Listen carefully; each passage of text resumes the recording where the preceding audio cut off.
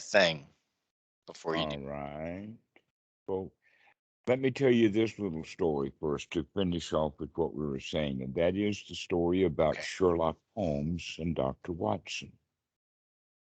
Dr. Watson and Sherlock Holmes go into the crime scene, and there Dr. Watson is musing about the people and who lived there and what was going on at the time of the scene of the crime and all of that.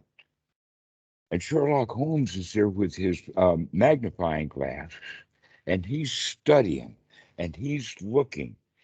And when he begins to speak then to Dr. Watson, he starts telling him what's wrong or what's not there, what should be there that's not there.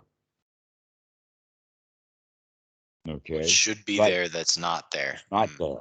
Or what in the crime scene. In other words, what's associated with it. And this is what keeps surprising Dr. Watson all and on is he's trying to figure out what's going on. And Sherlock Holmes is figuring out what's missing. Mm. Okay, so this is also the Dhamma, and it's referred to in many respects. One is the arising and the passing away. And in the beginning, we begin to see the anicca. We begin to see the changing. But then, as we study the changing or the things that are arising, we also begin to pay attention to the things that are passing away, are dead, are no longer there. You see, if we don't keep paying attention, things can disappear and we think they're still there, Mm. which is not paying attention to it. And this Mm. is how we get the idea this is who I am. And we kind of think that we're the same child that we were when we were 5 or 8 or 10 years old. And that child that was 5 is not the same child as 8, not the same child as 10. That we change that fast. But we have the delusion because we're not looking. We have the delusion that things remain the same, where in fact things are constantly changing. Mm. And if we start looking at the dying away and the rotting away process, we begin to see that's not who I am anymore. Mm. That's Mm. not me So now. it's important to really nail that down to to Mm. to to, to establish that. A- As if all of the work that we have been doing up to this time and building all of that skills is so that we can start paying attention to what's not there. Because in paying attention to not what's not there, you see you That there is see nothing to it. you see there's nothing. Well, it's like it's like it's like flat out. It's like what is that? Like you can't argue with it. Like you can't argue with the reality that, oh wow, that's not there. Like there really Hmm. is progress here. There really is like a progression in the dying off of those qualities that were hindrances. Or Okay. hindrances, yeah. Now, that's actually um Wait, before we that do that, teach. could I please just tell you about one more thing? Okay. It Okay. relates to this. That's I all. know. Okay. Everything does. Go ahead. Yeah. So I didn't really cook that much last week. I didn't really do much cooking. Okay. Um so today was the first day I did some cooking while, with this sustained wholesome and stuff. And as soon as I started cooking Dhammarato, there it was like it was, how like when you open an oven and you go And it's down hot. and the heat comes out.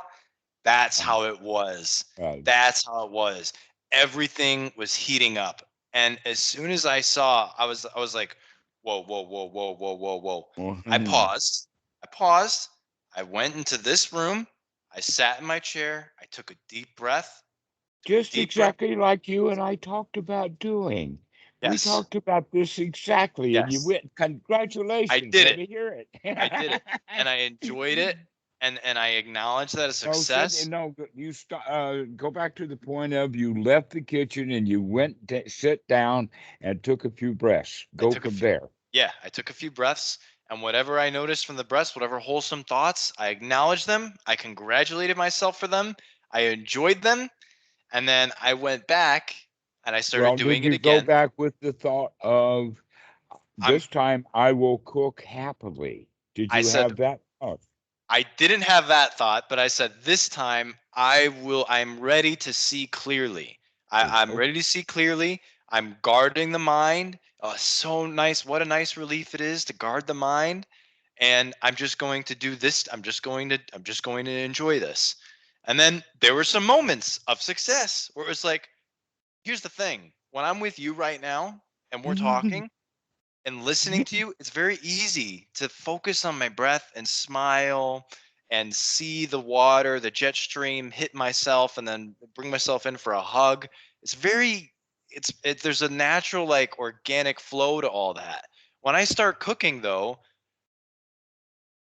You I go back to the old habit. yes, yes. And so it was in and out of that tonight. Okay. Now you're right. I'm glad we're talking about this because Well, honestly, congratulations to see the in and the out. in and the out. Okay. And Okay, the out. good. Okay, The in good, and good. the out.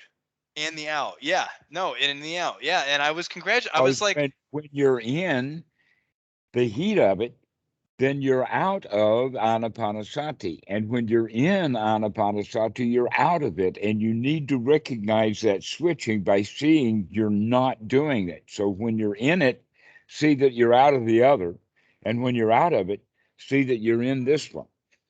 okay, Okay, so good. that's that change in there, but always look for the emptiness, or always look for the shunyata, or always look for what's not there. What's not there? Okay. Hmm. And so we go in and out of the old state of cooking. Or you could also say that you go in and out of being mindful while cooking. Hmm. Hmm. Hmm. And there were moments of it. I was like, I was able to smile while looking at the onions, and I was like, hmm.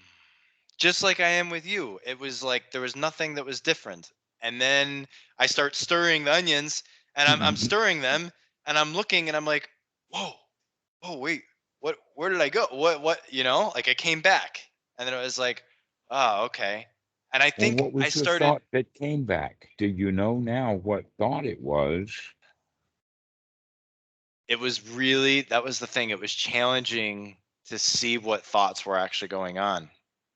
It was challenging to see what thoughts were going on, but what I did see was the in and the out. And I think at one point I saw like this is a mess, or you're not doing this right, or like this is like, this is all over the place.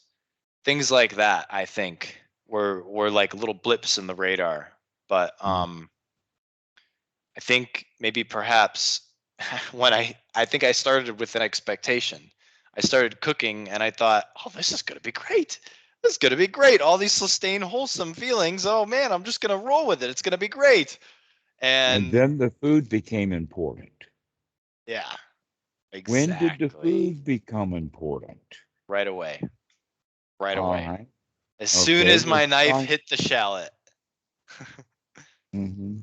Yep. You do shallots. Okay. Now I know what level of cooker you are. Yeah. No, we really, my girlfriend and I really are into it. We love because No, Dhammarato. you don't. You love being good at cooking. Well, yes, but I would Yeah. say there's Okay. something But in that's fact, equated with that. Being good there's at quick cooking for me means that it tastes good. The flavors, the way it hits your tongue. There's four okay. flavors All right. after another. It's delicious. I Okay. love All doing that. right. Yeah. Yes, I know. I know. And so you set that up as an ideal that you have to meet. Yes. Yes, exactly. And so all of a sudden, then the food becomes important. When More you walked important. into the kitchen, you walked into the kitchen with the idea that watching what was going on and enjoying this is the important part. And then as soon as the knife hits the shallot, now with the shallot even, I bet most of the people on this program don't even know what a shallot is.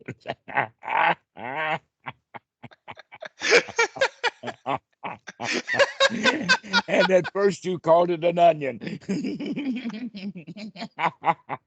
Well, it is a type of onion, but That's yeah. just one. I thought that we'd bring that up anyway.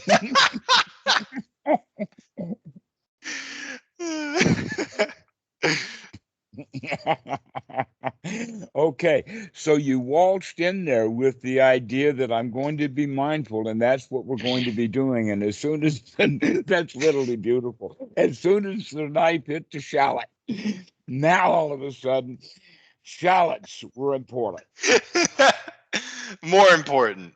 Yeah. more important, precisely. Okay, Yeah. and so next time that when the knife hits the shallot, you'll remember this conversation. Okay. And you'll say, Mr. Shallot, you are not running this kitchen. So, okay. Do you have a way, do you have somewhere you're going with this? Because I'm kind of Yes, I curious. do. Okay. Yes, we were All right. we were talking about in the sense of Mr. Shallot here is actually giving him a personality. Oh, God. If he has a personality, then he really can take over the kitchen because he's already taken over your mind. The importance of it all. I mean, by the I, way, it's I, not just the shallot. It was the shallot, the I oregano, yes, the smoked that's paprika, the garlic, the wait a salt. minute, wait a minute, wait a minute. We work with metaphors here. Okay. Okay. All right. We don't have to be perfect with our list. Okay. Okay.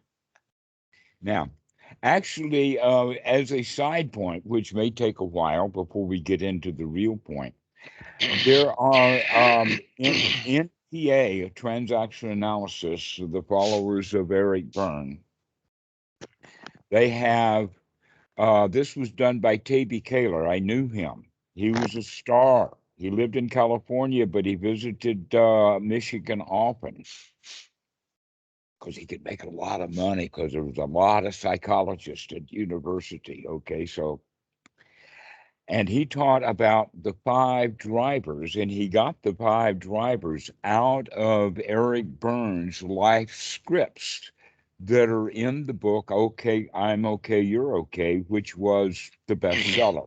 Okay, so these five drivers actually condition and run our lives almost to the point of this is the mechanisms of destiny. Is this also the 5 aggregates? No, not at all. These are Okay. the way the five aggregates show up, but there is definitely relationship there. Okay. That in fact, I'll give you the list and we'll look at them just a little bit. There is hurry up, try hard, please me, be perfect, and be strong. Okay. And that we all of them, all of us have all five drivers, but each one of us will have a predominant driver. There was a long argument that lasted for years about are we going to add a sixth one? Be careful. But be careful could always be put right back into either be perfect, be strong, but it has the fear element in it, and also with the quality of please me, everybody get along. So Yeah, mine's try the hard and point be perfect. right now, try hard is the loserest of all losers. This is the big basic victim who is no longer expecting to win. He just wants to try enough where everybody gives him credit for trying and failing because he expects to fail. So he has to work hard at trying without expecting any success. This is not something that you do much at all. This is the bottom line, I think, of the most tragic of all of them. But what you do have a smattering of, um, Actually, there's several in there. One is that you have some hurry up. You also have some please me, but the primary one is be perfect. You got to get it right. Yeah. And the last Yeah. time that I saw that, actually, I've seen it several times in our conversation, but the last time that I saw it, when you just said, not just shallots, but, and then you started naming them one after another just to give me a complete list. Yeah, I was being facetious. I know, but you're facetious right out of your driver. Yeah, I see. I see. Okay. Mhm. Good. And these drivers actually surprisingly fit in well with the teaching of Paticca Samuppada. That in fact, we can say that these drivers are exactly at the place of uh, it is part of the Samasankappa, and it happens right at the point of contact. And in fact, the word driver and the word contact is almost serendipitous, except that it's the same thing. And so let's go back then in this and start talking about the five aggregates because um, there's a relationship in there going back to metaphor. Remember that we had already talked about the satipatthana in the sense of the body, the feelings, the mind, and the mind's objects as being synonymous with dirt or solid things, liquid things, fire, and smoke. Oh no, Okay. I don't think we talked about that. Okay. Well, that's this. The fire gives smoke, and the smoke is in the air, and the air that's in your mind. Okay. So the air and the smoke Okay. versus the fire of the mind. Mind Like Fire Unbound is the name of the book that Ajahn Tanisaro did years ago. And so this it's equated, the mind is equated with fire, that in fact we do that in all languages. What do you think the word inspiration is all about? Why do you think in the cartoons they put a light bulb upon someone's head? Okay, fire gives light. This is intelligence. It's all mixed together in all of the cultures. So it's not surprising that the Buddha had that connection also. Hmm. And the product of the fire is light, heat, and trash, smoke. And the smoke goes in the air. And so the Dhammanupassana is very much like the clouds of one's mind or the smoke that's in one's mind. Say it So again. Say it again. body, feeling, mind, and objects of the mind equates to solid, liquid, fire, and air, or gas, and smoke. Okay. And that's the least solid.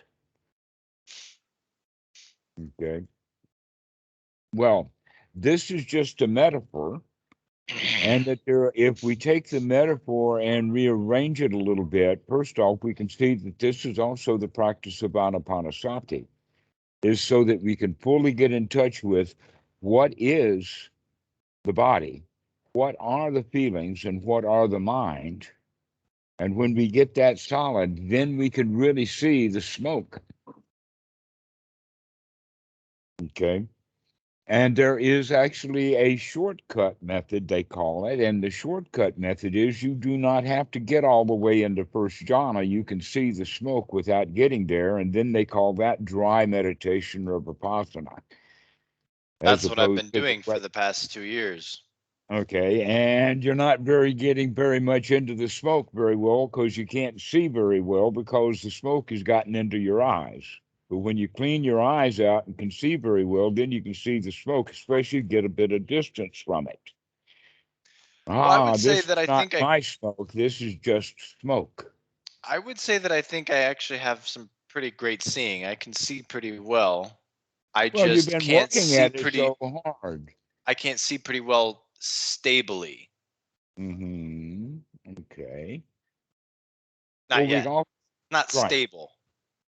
It's not stable, right? That's because smoke gets in your eye. I mean, Yeah. we're talking about the Platters here, 1953. When your heart's on fire, burning with desire, smoke gets in your eyes. So when your mind is burning, it's full of smoke, and then we can't see very clearly. All right. So this is the whole point about cooling things off, letting the smoke settle. And now we can see more clearly, as opposed to inspecting the smoke while we're still on fire. That's the difference in those practices. Yeah, you can sometimes see through the smoke, but many times smoke gets in your eyes. Mhm. But when you settle things down and get it cooled off, so these are all, by the way, just metaphors because we can't, or concepts, we can't really teach it directly. We don't have the language to do that. I understand. All right. So the next point about this metaphor of the Satipatthana is that it actually is pointing at something that actually does exist that we can see. All right. So body, feeling, mind, and mind's objects of the Satipatthana is actually a kind of metaphor. But when we talk about the five aggregates, we're actually beginning to see what's really there. There really is a body. There really is feelings. We know that. People go around feeling all the time. All right. We feel sensations. We feel mental feelings. We feel inclinations. We feel intuitions. We feel all kinds of things. Feelings actually do exist. Babies wouldn't cry if they didn't feel like it. You wouldn't go to work if you didn't feel like it. I mean, let's give it a break. We actually have feelings. Those can be seen. The next point is that you are conscious. You know that you would be conscious if you were asleep and somebody threw a bucket of ice cold water on you, especially hitting you full on in the face with it. Would you not know that? I would know it. Yeah, well, if you threw that water on the floor in the next room, would the house know it? In a Maybe. way, but it wouldn't wake the house up the way that it would wake you up. Mhm. Okay. That waking up capability is what we are calling consciousness. In the Pali, that's Venya. We also know that we have the capability of figuring out things, putting things together, processing things, and coming up with things. That kids have ideas. I'll give you an example of one. When I was 10 years old, I discovered siphoning all by myself and was so proud that I had figured out that I could get water to come down a hose from a bucket and fill up the yard. Hmm. And when my dad pointed out that that's been known for centuries, everybody knows that. And you're 10 years old and you didn't figure out that it was already there. And then when you did figure it out, you thought that you were the only one who could figure it out. Hmm. Okay. That ability to figure things out, you have quantities of. We will call that perception. And you know that it exists. You also have memories. You know that you know how to get up out of your chair. You know that you know what a shallot is. Okay. You know that you can remember some things. We're not talking about a perfect memory. We're talking about that there is memory. Okay. We now have the five aggregates. In the Pali, that is Kaya, Vedana, uh, Sanya, Vinaya, and Sankara. Okay, so perception, Perception, the ability to memory, figure memory, consciousness, consciousness, um, body, body, and feelings. Yeah, you know there's a body. Go slap yourself. And then you wait a minute, that's a hand. There is some reality. There is physical reality. There's a whole lot of physical reality. But our perceptions of physical reality are often don't match actual physical reality. And the reason that our perceptions don't often match actual physical reality is because the only thing that we have to compare now's actual physical reality to is yesterday's physical reality, which might have changed. And this is why we're so wrong so often, is because we live in the past. And what we do by living in the past is trying to make sense out of the present moment by trying to compare it to the past. For instance, when I say I see a tree, well, that's because I've got a whole memory bank full of trees. But when I say the tree to you, you create a mental image of a tree, and I guarantee you it's not the tree I'm looking at. It's what you dreamt up based upon yours. I'm looking at a fan palm. You didn't have, I bet, didn't have a fan palm, unless you've heard this story before. Hmm. So that's the whole reason that verbal communication and sending concepts around one to another is because each person will pick that concept up and analyze it with perception using a different memory base and come up with a different kind of understanding of the concept. Isn't that interesting?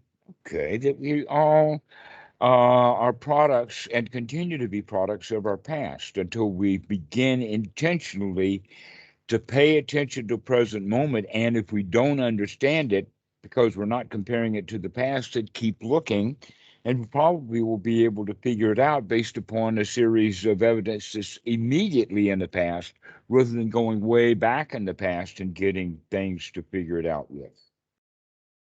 Okay, it's almost like um,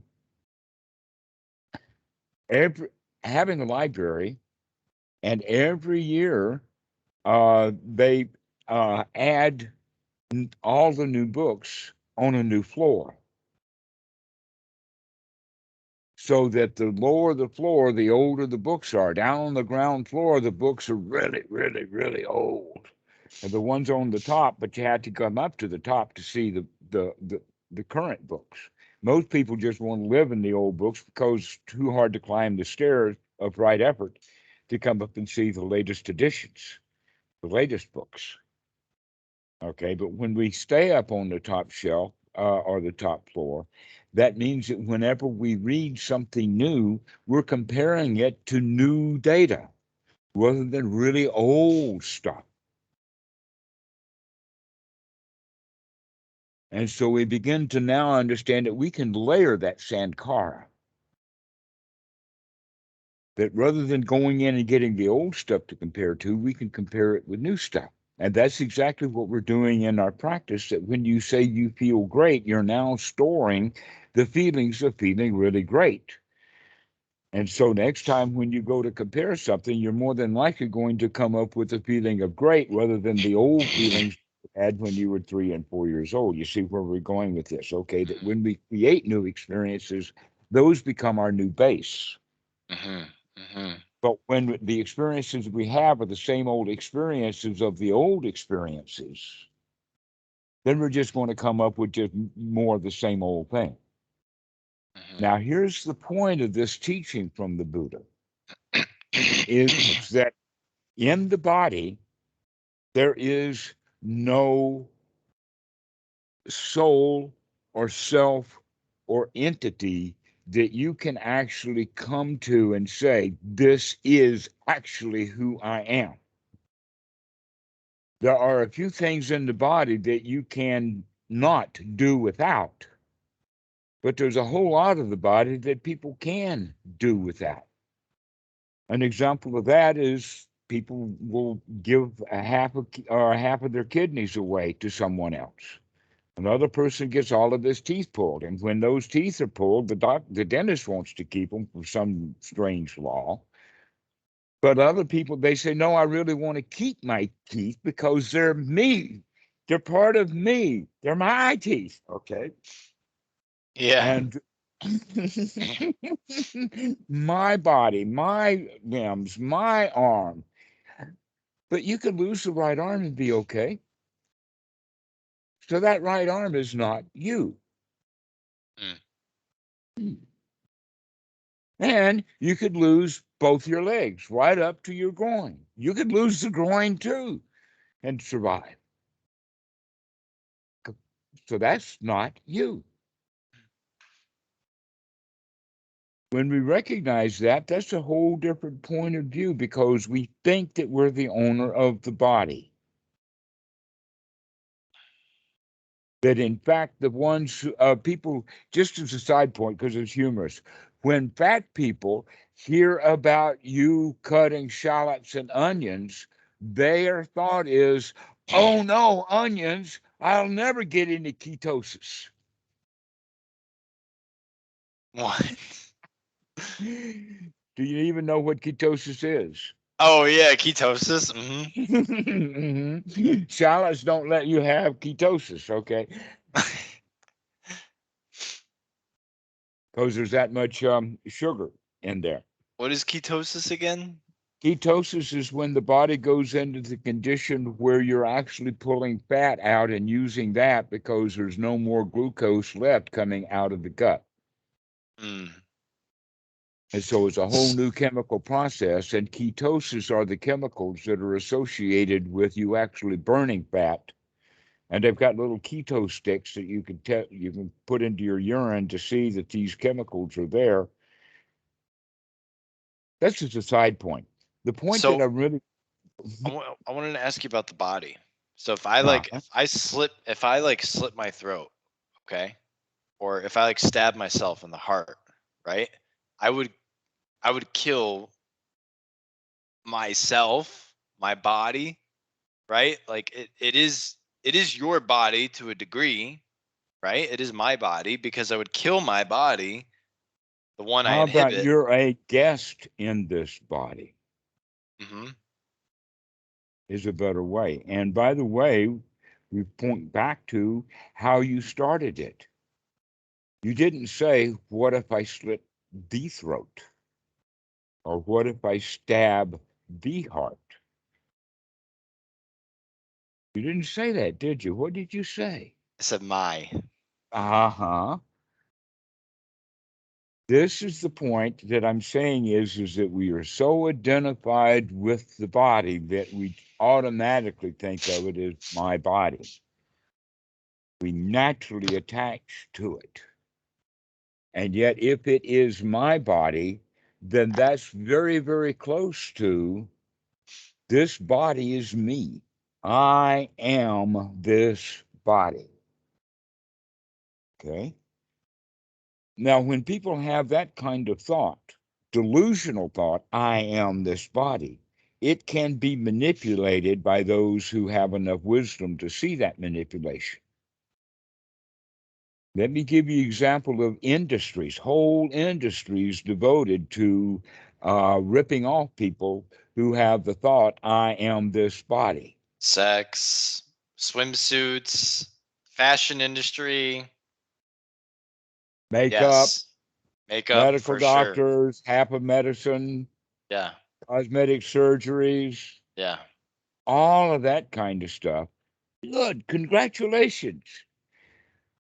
You just helped me with the list, which means you're now beginning to see that that lie, I am this body, means for some people that if I paint this face, then this face becomes that paint, and I am beautiful. Right. Without Right. makeup, I am not beautiful. Right. Right. Mhm. And so one's um, well being then is dependent upon how the body looks. And they go around then having to uh, pay attention to things and become fearful about things and worry about things that are really actually not important. Yeah. But we think the body is important because the body is me, rather than just saying the body is in a process. It's just a human body. It's a whole lot of fun to watch it show. Hmm. But I am not the body.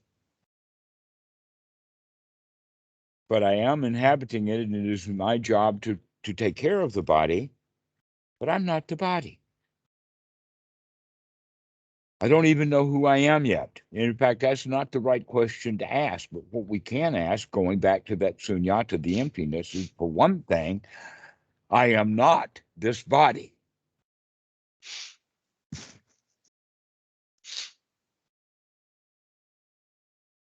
Hmm.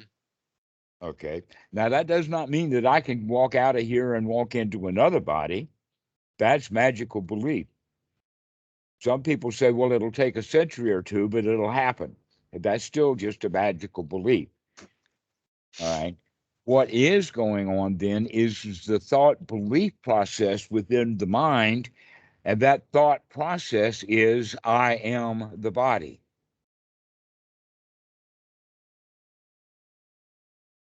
But the reality is, that's not true. We're not the body.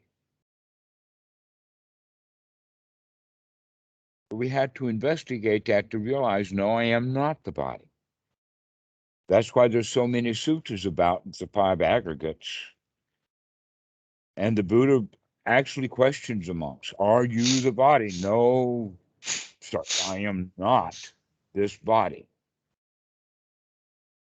The next one, which is a little bit more difficult to deal with, is I am not these feelings. That is right built into the language. I am angry, I am sad, I'm hurt. Identification with feelings. And look how much effort we put into that. I am these feelings. Oh, poor me. My pity party. I'll get revenge. I've got a grudge. All right, so all of these feelings inside are identified as me. To where, in fact, if you investigate feelings, you'll see how could there possibly be a self in those feelings? And yet it's just the way that we think and feel is that this feeling is me, that I am angry, rather than saying, aha, that's anger. Why can't I be the one who sees the anger rather than being the one who is the anger?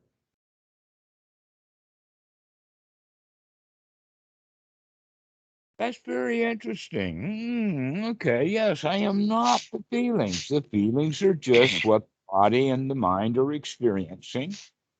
Now, I don't think I've come to a full realization of that, but I've Well, definitely you're gotten getting the distance point. Yeah, you're from, beginning to get some distance from it. yeah. Yeah, okay, so congratulations. You're not so wired into that. Mhm. But this is the beginning of the teaching of the Buddha about Paticca because all of these five aggregates are actually five of the 12.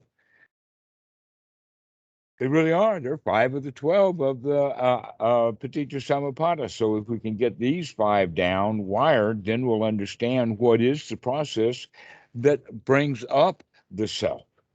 Because Mhm. the self is not any one of the five aggregates, but when they're put together in the wrong way, a self is the product, just like transportation is the product of a car, but all the car parts won't get you anywhere until the car is put together. And Cool. then you can drive it right into a tree. Okay. All right. So when we understand that I am not the body and I'm not the feelings, then we can work on the things that are a little bit more complicated to see. And one of them is that many people think that they are, in fact, a sum total of all their memories, and that's pretty close. Who I am is the sum total of all the lies I've ever been told.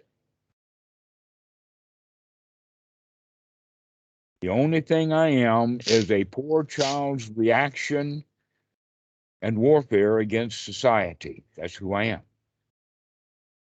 I'd say a large, what I've started to see as a large part of who I am is just patterns, patterns and habits. Patterns and habits of the old past, precisely. And where did you develop those habits? The past. Way back in the past, exactly. So that's what the Sankara is the sum total collection of all the stuff. And a lot of us identify as, oh, that's who I am. I'm the sum total of everything that's happened to me up until now. But then we bust that right apart when we come to the point of saying, yeah, but I remember when I was 3 years old, or I remember when I was 5 years old. I No, don't that's a different really remember person. much, but yeah.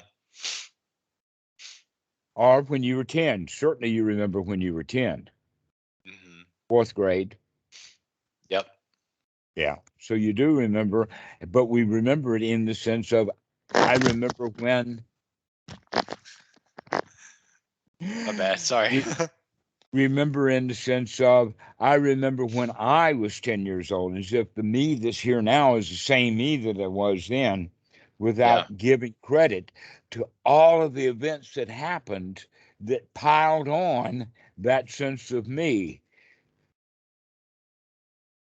Yeah. And when we recognize, oh, the past is just the past. Some of it's useful, some of it's not, but none of it is me. I'm not that person anymore. This is really something that comes valuable when we begin to forgive ourselves. Because as our who we are now, or let us say a new set of standards, and we look back in the past and we see a person back then who is in the memories not living up to today's standards. And now we feel bad now because we remorse and regret about something that we knew then was wrong and we stopped doing it then. And yet we're still going to have remorse and regret about it and wince now, just with the thought, rather than having the thought, wow, I'm glad I don't do that anymore. So, in a way, again, we're looking at the fact of things change and we're not seeing that change, or we're not seeing what's not there. Mm. I just thought of something when you said people say, like, when I was 10. I remember when I was 10.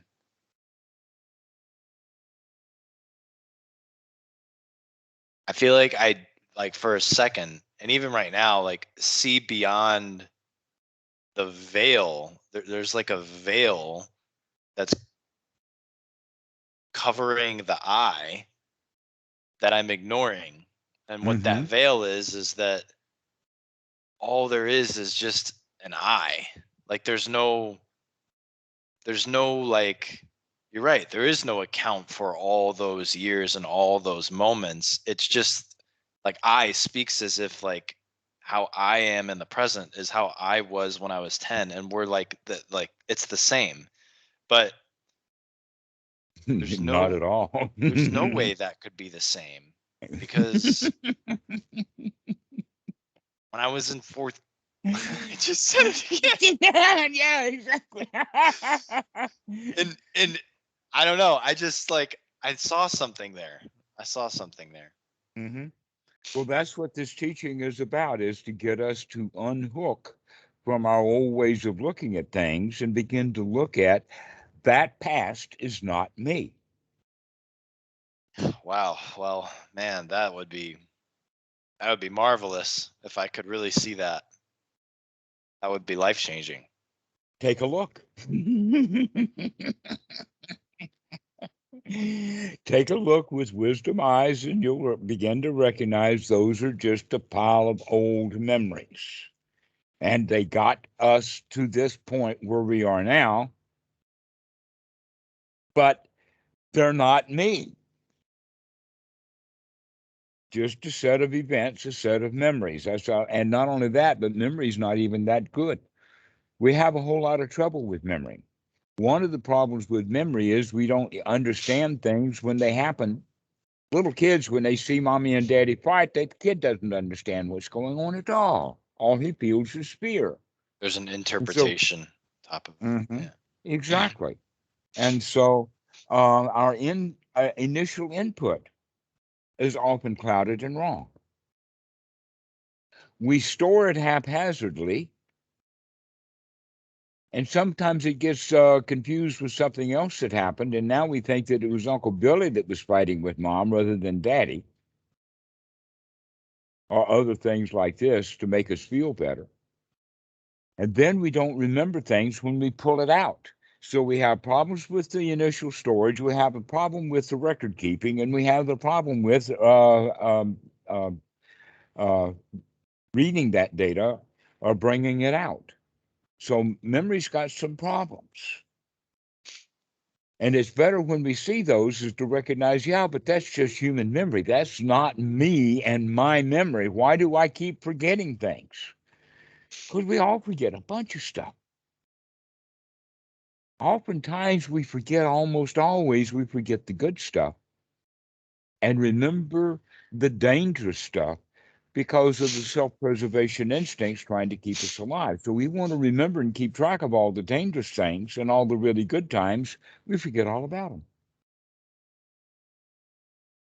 Here's an example of that. Little Billy is writing on the wall with crayons, and he's doing a pretty nice art job. Mom comes into the room, and she could either have the thought, "I've got a budding Picasso on my hands here with this kid," or she can have the thought, "Oh no, the landlord's going to make me pay for the painting of this wall." Which thought is she more likely going to have? Sorry, Dhammarato, I tuned out a little bit. Can you say it again? Okay, all right. The child is there drawing with crayons a beautiful little scene on the white wall of his bedroom. Mommy comes in, and she could either have the thought of, "Wow, we've got a little Picasso on our hands," or she could have the thought, "Oh no, the landlord will make me pay for the painting of this wall." Which thought is she more likely going to have? The second one. All right, and what is she now going to do with the child? Reprimand him, probably. All right. So if he remembers this incident, is he going to remember how beautiful the artwork was, or is he going to remember mom got all over me? He's gonna remember. Is gonna associate it with being bad. He's gonna remember mom got Ah, all over him. Yeah. yeah. Okay. That's the way that the human mind works. It's there to protect us, to keep us safe. Mm, And so we wind up storing a whole bunch of garbage. mhm. Hmm. When naturally we're just not out writing on the neighbor's walls. Some people actually like doing that. It's called art. Yeah. Graffiti.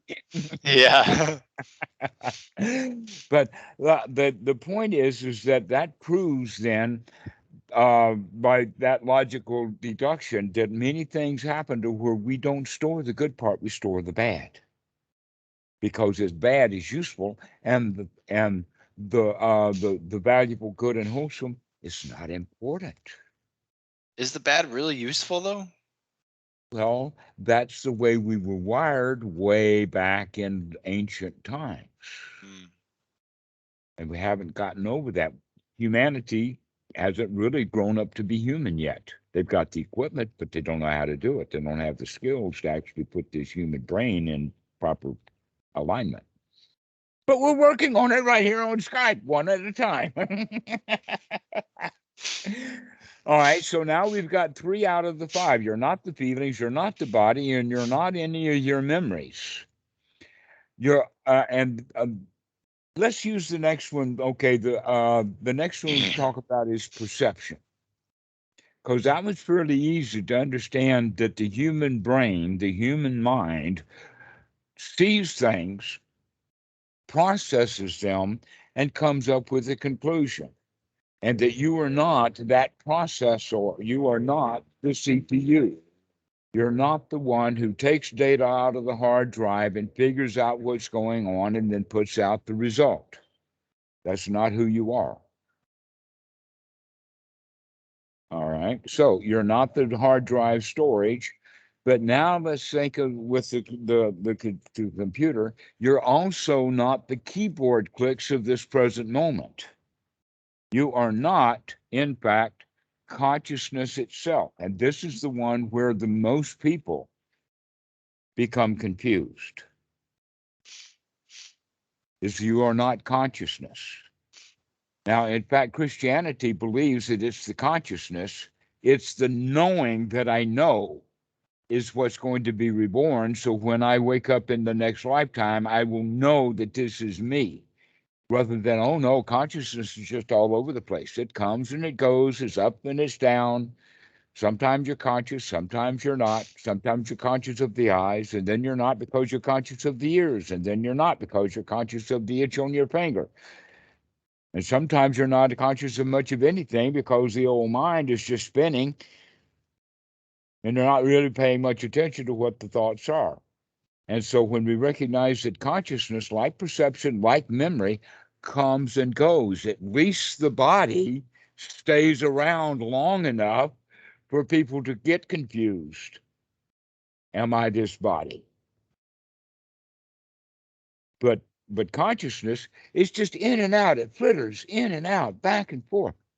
And if we start consciously building the skill of paying more and more attention to the fact that we're paying attention, spending more and more time of being in consciousness and knowing that this is consciousness, that's in fact what makes it so wonderful, is because we know that we know it. And that basic knowing, then the ability to know, is what consciousness is, but it's temporary and it's up and down. And if it were permanent, only because it be permanent, then it could be a me. But you see, this me that we have an idea of uh, is kind of elusive in the way that we only think of me as me when we think of it. And we think that the thought of me is me. Like Descartes had the line, I think, therefore I am. You probably heard that. He read it in Latin. I forgot the Yeah. exact. But the point is that he's wrong. A better thing to say is, I think, therefore I think I am. Because that's really what's going on, is that the me is not any one of the five aggregates. The me is the result of consciousness and memory and perception and feelings and the body, and we can get confused about any of them as being me, where in fact the me that is me in the moment is just a thought that's the result of the combination of the workings of the five aggregates. Just like Mhm. transportation is the product of the automobile, when all the features and functions of the car are combined together.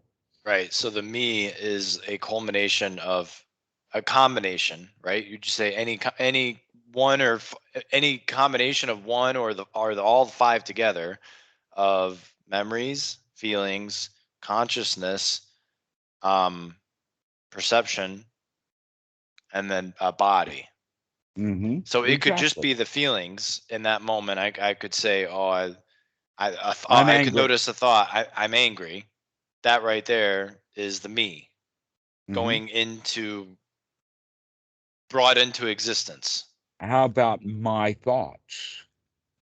I have a thought. My thoughts. Yeah. Mhm. Mm-hmm. We cling to thoughts as me. We cling to feelings as me. My thoughts, my feelings, It's my interesting. I would attitude. say when you hear my thoughts, you think like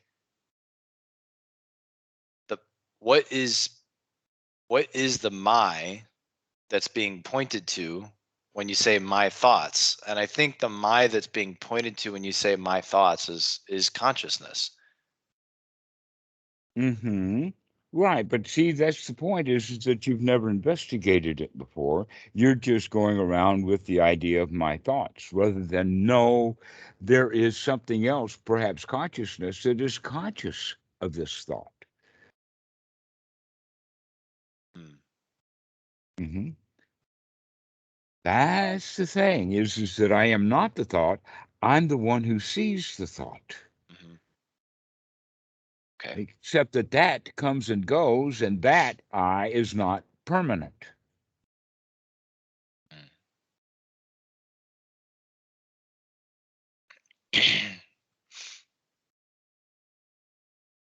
So that's the way to look at the five aggregates. There's no self in there anywhere, but a self will arise upon, let us say, a particular kind of processing that is done with these five aggregates.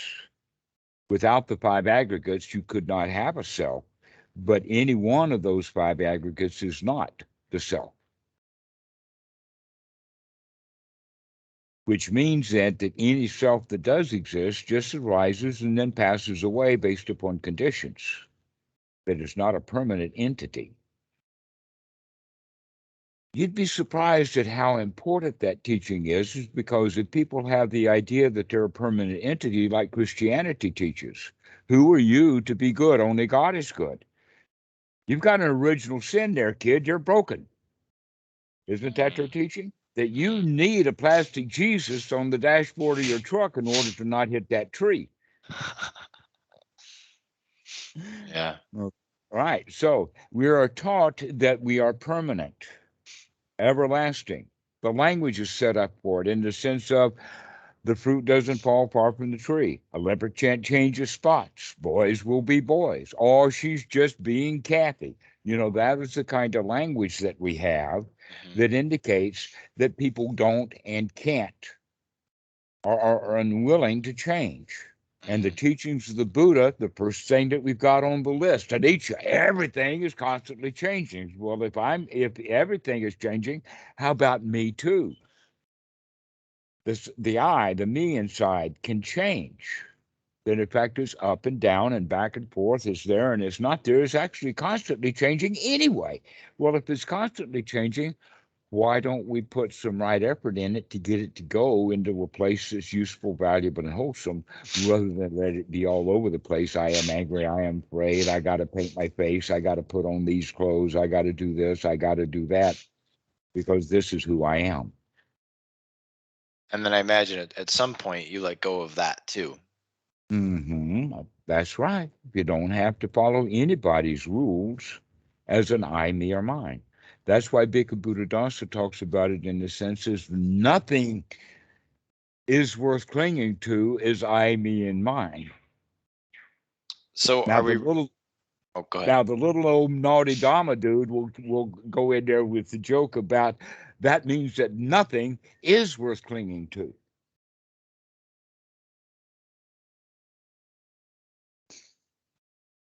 I got it. I got it.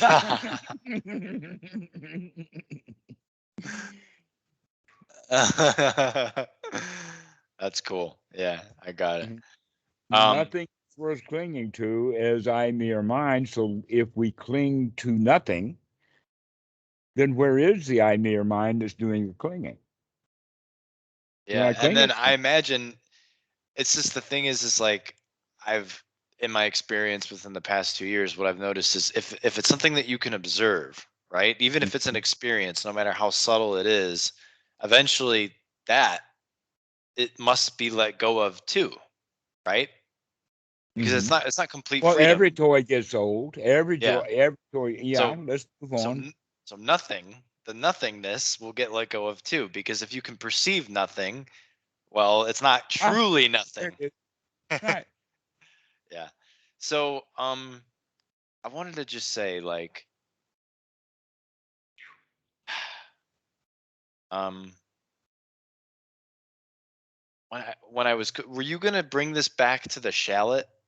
Were you going to bring this back to the cooking? I thought you were going to say you were going to tie it together. No, I don't have any way of doing that other than I am not the shallot, and neither are you.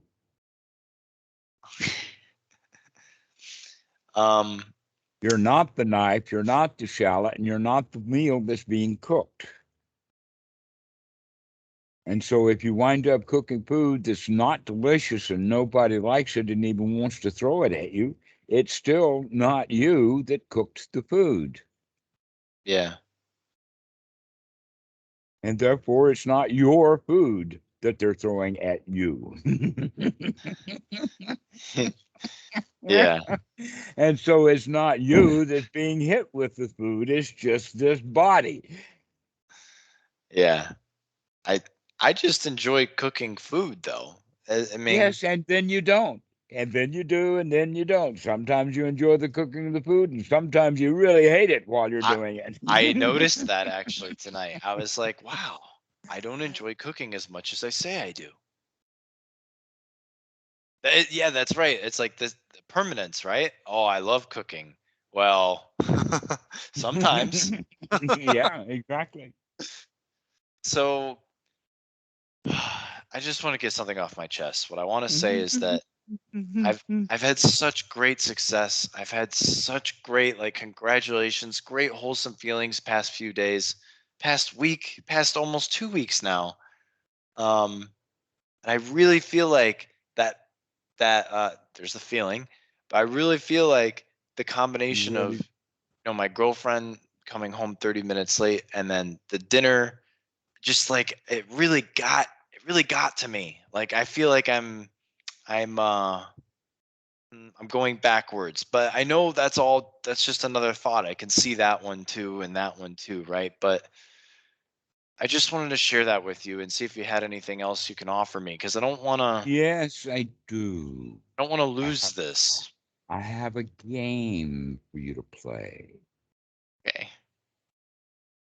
The game comes from uh the the ritual of baby showers. Being a guy, you've probably never been to a baby shower. Do you know what a baby shower is? Yeah. Oh, Okay. actually, I have been to a baby shower with my girlfriend once. Okay, right. Sometimes guys go, but normally it's bringing gifts to the mother to help her take care of her tender young infant, either immediately before or immediately after the birth. And that it's a great big party because all the women in there are just so overjoyed. Why are they so overjoyed at having another baby? It's built into our genes. It's part of us passing our heritage on to the next generation. And they take great joy in it. One of the games they play, and it is a hilarious game there, and that is that there is a word that is to not be used, and if anyone says the word, they are punished with gales of laughter, and that word is baby. At the baby shower, you cannot use the word baby. So you have to change it to the word shower and expect everybody to know that you meant baby shower. And it goes on and on. And now the whole point is that everyone there is there to celebrate the baby, and you can't even say the word baby.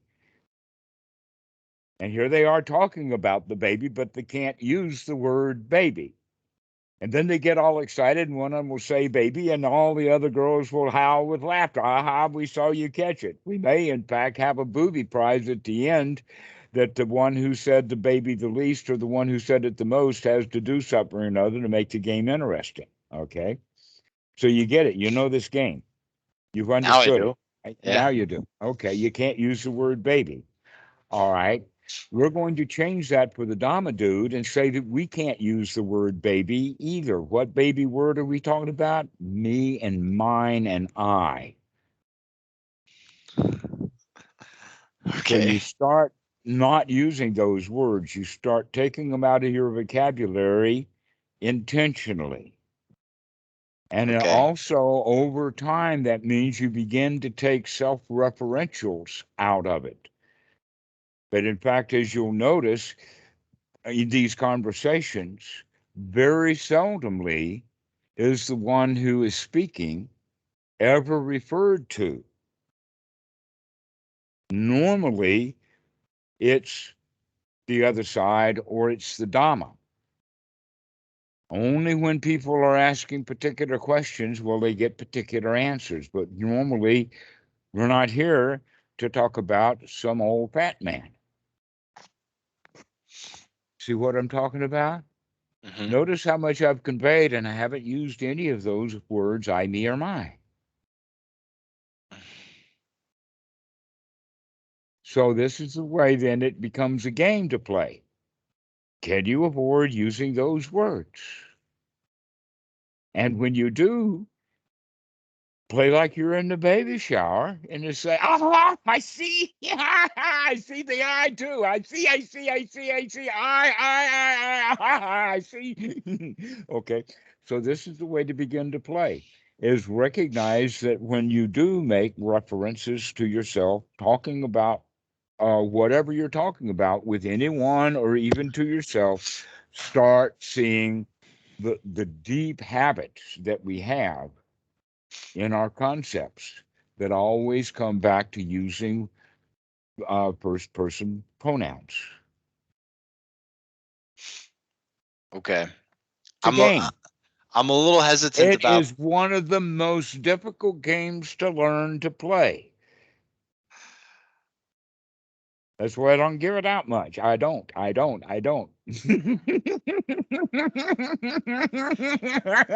Wait, is this is this mean like I can never say I again?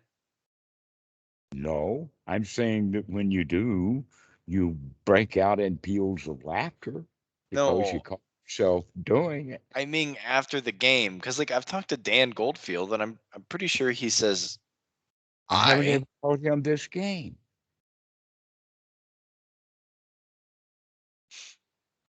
Yeah, yeah, but he's also further along than me on the path for sure. Okay, well, we'll give him congratulations for that.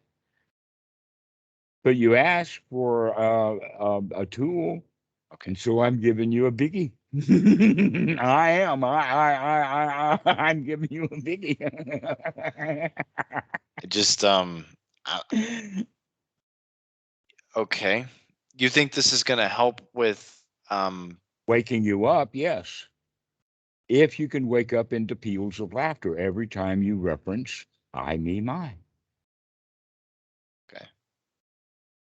But if you make it a rule, you feel bad. Mm, mm, mm-hmm. Hmm. This is the part of aha, I caught you. Now, and we're going to a different level because there's a lot of Mm. I, me's, and my's in language.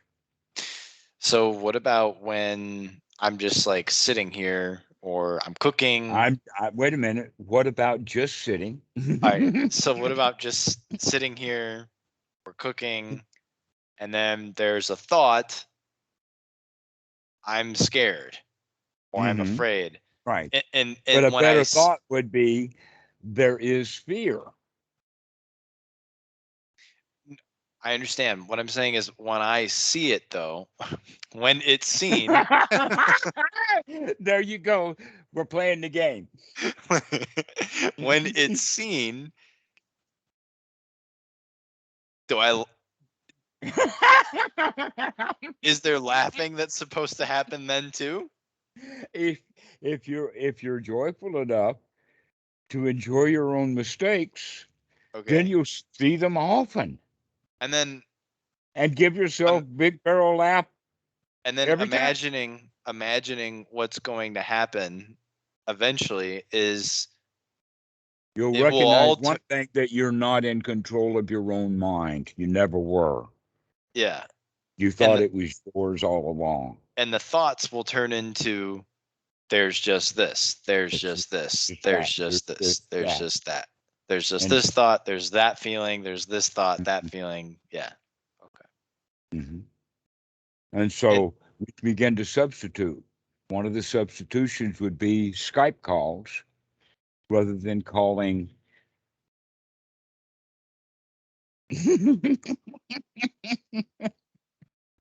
Or we could use the word here Like send it here I'm rather just than I'm, send it to. I'm just gonna say I'm gonna send. There's gonna be two words sent, and it's gonna say "can talk?" question mark. But that gets the point across. That's one of the differences between the Thai language and and English, is because, in a way, Thai culture has been playing this game so long that it's built into the language now. Mm, mm. So that almost rarely is there any self-referential, and all of the things, the way that Thai is spoken, is assumed who you're talking about. Now, imagining that it's probably not the case that all Thai people, or even the majority, or even more than a select few of Thai people, have uh, gone very far on the path. And even though they don't use uh, you and I, they Hmm. still relate to If that's other been if that's people. been happening over time, you can see that the language that's there, these kind of words drop out. Like for instance, there are words like ton and dechan. The word kun is used both as a title and as the word you. But it's not just used as the word you. We could say kun tai, chow kun, and then I would say Painai Ma kun, which would mean where did you go? But it's not the kind of word that we would have in English. In other words, there's no pronouns. Now, there's actually one that's an old one that Bhikkhu Buddhadasa uses because it actually shocks the people when he uses the word, and that is gu. Gu Hmm. is actually a word for me, but it's not used in the language. It's only used like in an argument or when someone's really, really angry. Like, you hurt me. Right? But otherwise, we uh, the type people get along with not putting the pronouns in place. The language doesn't necessarily need them. People have gotten used to. So when in English you say go to town, Westerners will try to figure out who's go to town. In the Thai language, it's already built into the language. So I can say Pai Canuck, that would be go out. Pai Canuck, go out, would be then subject to who are the people getting prepared to go out? Or if you put a question particle on it, that means that you know which reference. Like Pai Canuck Mai would be the question going out, and it refers without saying these pronouns. I guess the only point that was being made is I feel like I feel oh there it is. I've, um, This game keeps to- one on their toes mhm. The to point being really made pay was that attention to Thai what we people, say. yeah, the point being made was that just because they don't use the pronouns doesn't mean that they don't relate to themselves and each other as pronouns, as a permanent self. Yes and no. That And was the point about it. unless That they, those, yes and no. Sometimes they do, and sometimes they don't. Sometimes each one does, and sometimes each one don't. okay, so Within English, there is no choice but to take on an I, me, or my. okay, so the question that's coming up now is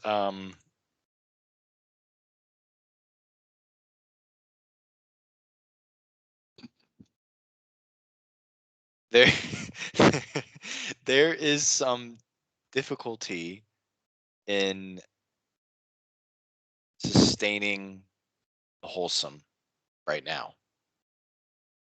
Who cares? Who cares? Yeah, who cares? Isn't that the whole point? Well, no, the whole point is pick yourself up, dust yourself off, and boogie on down the path. We're not trying to never fall down. We're building the skills of being able to get up. Yeah. If you never fall down, you won't even know how to get up. Then when you fall down, you're in a real mess because you don't even know how to get up. A lot of people are like that. They call it depression and suicide. But So you're getting to the point that it doesn't matter how badly you fall down, you know that you can get back up. So don't okay. worry about falling down. It's going to happen. It's going to happen a lot. The more you see, the more you recognize that, well, there I go again. Also, There the eye goes again is a better way to say it. I, I want to come out of the game for a minute, okay? Because it's too much work. Yeah, it it is. Yeah. Which means now you don't want to think. I got you. Well, it's that, and I wanted to say that um um if I'm still learning how to like pick myself back up and sustain the wholesome, and knowing that my driver or the driver is being perfect, do you think that's gonna be a really useful game for me? Because I feel like it's just gonna make me um I'm just gonna How obsess over about it. I don't have to make it perfect? And you don't have to even obsess over. I don't have to make it perfect. I am a happy screw up, not a perfect screw up. Okay. All right. So I you're pretty you're pretty persistent. I should not should, but I you're recommending me to keep doing this practice. Okay. It's the only practice the Buddha gave out. Why did you say that you don't share this with many other students? Oh, the game of I, Yeah. because they're not ready for it, or I forget about it, or it's not on the schedule, or nobody brought it up, but you did, and so you got it. Okay. All right. Two other things. With my girlfriend, when I have conversations with the girlfriend, with Abby, can I say things like I with her? Like, especially like I love you and things like that? This is your game. I'm giving you a gift. I'm not worried about how you're going to tinker with it. Okay. All right. The gift is given, the tinkering is no longer responsibly held here. Okay. All right. Um, the other thing I wanted to say. That's up to you. Then, in fact, what you can say is that you can actually intentionally flip the switch with the intention of keeping the switch on guard rather than uh, relaxing because it's too much work. Not following. Uh, yes, you can go into the conversation with her with the intention of, I'm not going to bother hearing the eyes. I'm just going to speak naturally for a while. And while you're in that conversation, you'll still catch yourself using the word I, and you can get a big belly laugh then too. Don't cheat yourself out of the belly laughs of Okay. seeing you use the word. Okay. Even if you're using it intentionally, like I have done in this conversation. And it could be a mental laugh too, right? It could be Yes, like it exactly. could be like Yeah, you yeah. can be selfish and keep it to yourself. Yeah. All right. Um, the other thing, the other thing that was going to be said is I know. Oh, See, there you go. That's why the game is so much fun. It's not that much fun yet, but Well, that's a skill to be developed. yeah, it'll develop. It'll develop. Um, And you can pay attention to your language that way. yeah. What was noticed today is that when things get really good, okay? When when things start to feel really good and there's really great feelings, things feel great. There is a craving. I've there's a craving. Before it even came out, you caught it. There's a craving that's noticed that says more. More of this. More of this, but also don't want to lose this. More of this, but don't want to lose this. And then there's this insistence on no, this is good enough, Uh-huh. but So the that's longing, sometimes a little tricky. notice the longing The itself, longing. because it's the same longing. Oh, I want to keep this. Oh, I want more. It's just two longing thoughts. And then also, this is good enough. There's Hmm. longing for this to just be good enough, too. Uh-huh. Until when it really is good enough, then you don't long for it anymore because Right, it actually is good enough. right. So notice then the longing, because the I, me's, and minds are all about that one who does the longing.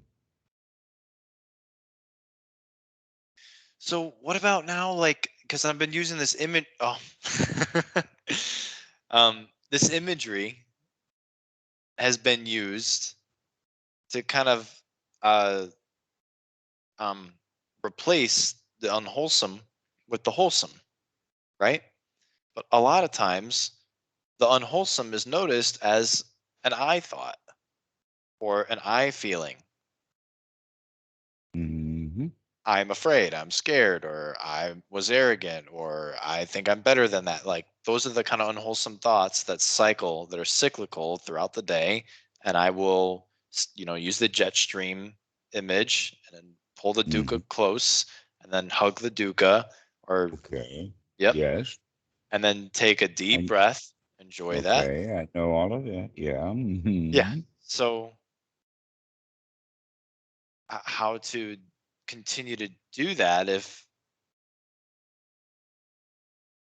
I mean, I don't know. Maybe this game will allow that unwholesome thought or feeling to change its structure altogether.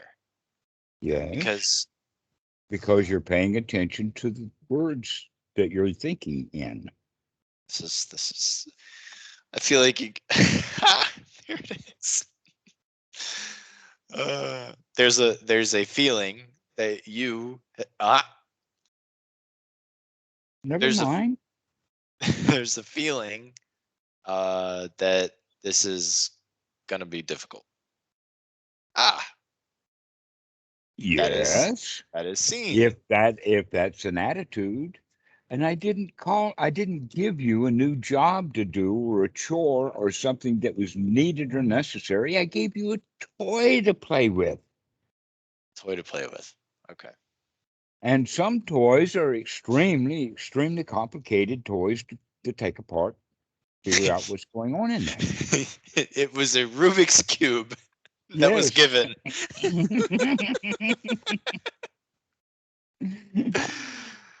Okay. All right.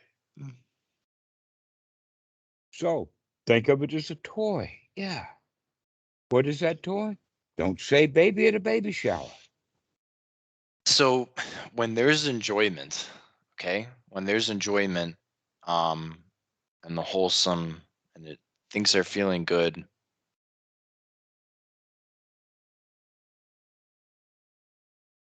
ah, don't know. Don't know. Doesn't matter. The, Doesn't matter. the truth is, This the truth all is, fits together. the This truth is, it all just doesn't fits together. feel. It just doesn't feel too good right now. It doesn't feel too.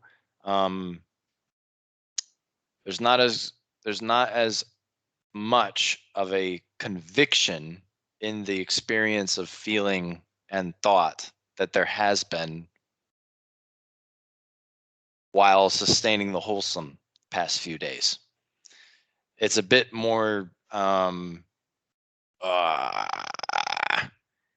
don't know if this can be done to The sustain the wholesome. same mouth that uses the word I is the same mouth that doesn't. Therefore, you do have a choice about what words you're going to use.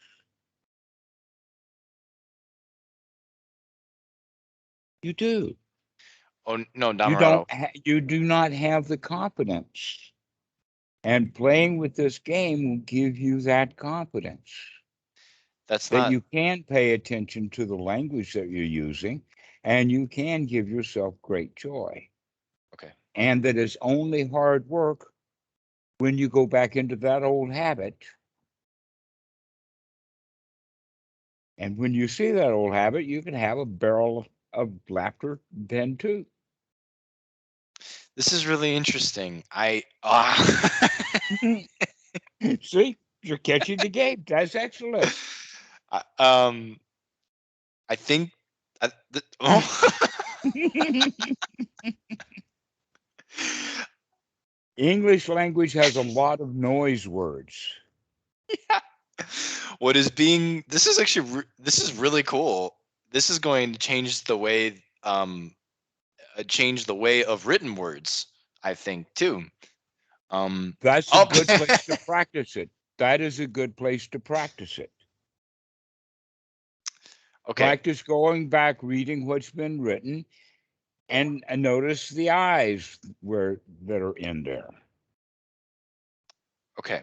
So You can reword it. what is being seen now is that this is going to culminate in more naturally um, grown moments of joy because there is a insistent detachment to the structure Of the being language. the I that holds together and is derived from all of those feelings, thoughts, Mm-hmm. memories, etc. And So, we have been taught that they are mine. yeah. So, And it's built right into our language. And so becoming aware of that is a joyful mind blower. yeah. Yeah, so really Go looking have fun. forward yeah, really looking forward now actually to seeing how easy it is to just be, Just to be just to be. That's in it. the moment. It's Just it. enjoy.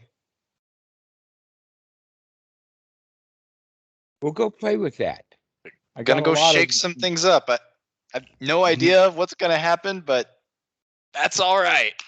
That's okay. And Exactly. You can handle it. You you can know what? handle it. You That's a know you can do yeah. this. That's a congratulations. That's a victory. Proud. Ah. Mm, All right. Well, we'll continue with our talk about the Paticca Samuppada at another time. okay. Today, we've talked about the five aggregates, ending with I, me, or mine. And so we're going to start paying attention to that. Okay. Gonna include my girlfriend in on the game because I think she'll find it fun. Yes, yes, yes. It's a fun game. Being at a baby shower is a whole lot of fun. All right, man. Thank you so much, Dhammarato. Much love, my friend. Oh, See, much no love, problem. friend. Bye Bye bye. bye.